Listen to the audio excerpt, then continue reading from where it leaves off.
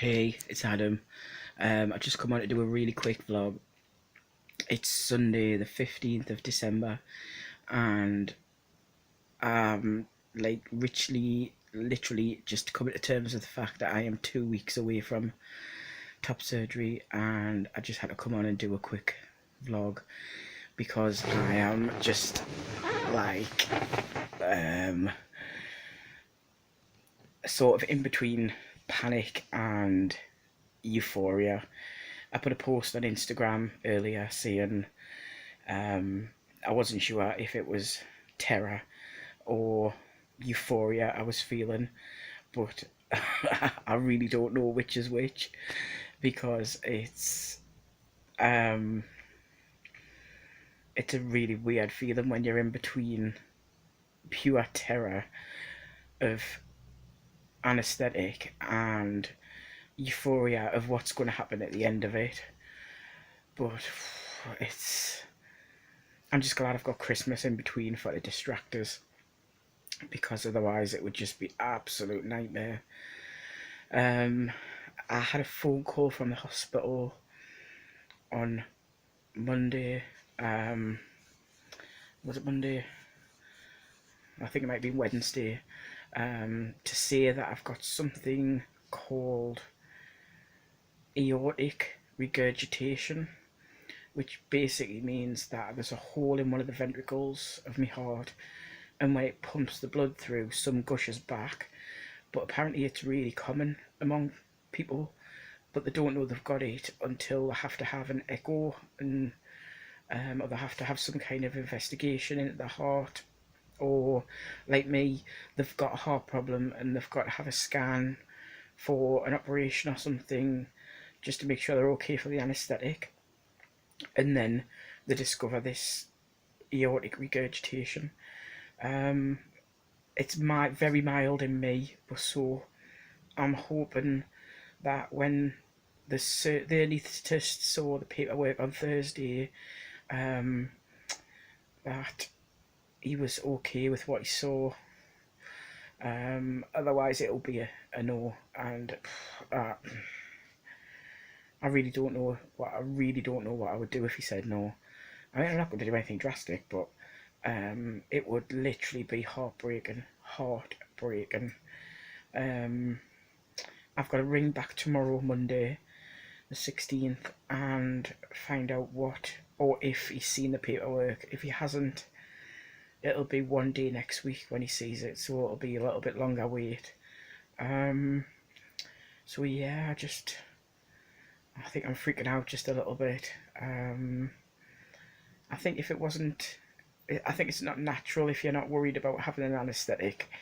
Um, I think it's quite normal to be anxious about having an anaesthetic. I mean, at the end of the day, they're basically putting you to sleep, and um, they're in charge of all your bodily functions after that, and making sure that your heart keeps working and that your brain is still functioning while you're asleep. It's scary, and I've only ever been through this once before, and it wasn't a very nice experience because things went a bit wrong, obviously during the anaesthetic. But obviously, when I was asleep, I didn't have a clue. I was oblivious to it. It was only when I woke up and the anaesthetist told us I'd put 20 years on our life that I realised that things had got a bit wrong. But we'll see what the nurse says tomorrow when I ring about what the anaesthetist has said, and I think I'll just take it from there. At the minute, it's just day at a time, and hoping that every time I ring that there's an okay at the end of it. Because as of Tuesday coming, I will be 2 weeks away. That's 14 days away from having the chest I've always dreamed of, the chest that I'm proud to look at in the mirror, and the chest that I'll be able to look at in the mirror from the neck downwards, which I don't now at all. It's a bit of a problem because I've got full length mirrors, in my room, and that is pretty difficult. But I tend to get changed with me back to the mirror so I don't have to look. And yeah, it's difficult sometimes, but you know, you've got to get on with what you've got to get on with, and it'll be me at the end of the day. The chest will be what I should have always had, and I'll be so proud to have that chest. And you know, it'll be another part of the chapter that I can close, and you know,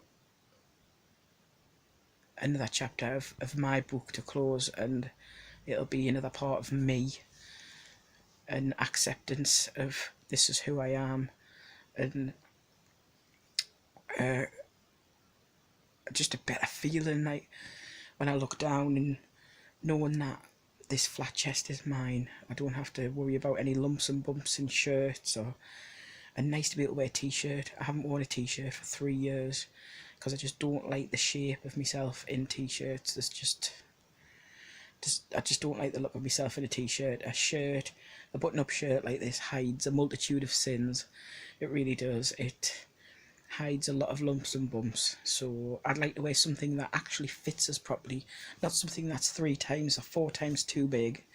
This is like a 2XL shirt, and really I could get into a large.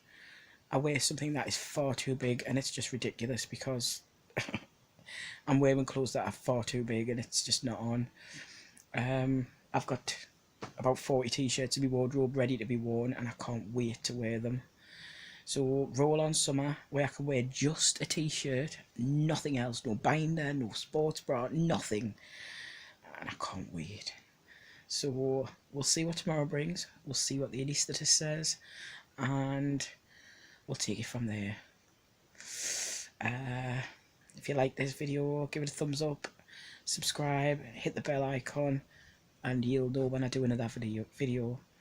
And thanks for watching, and I'll be back soon.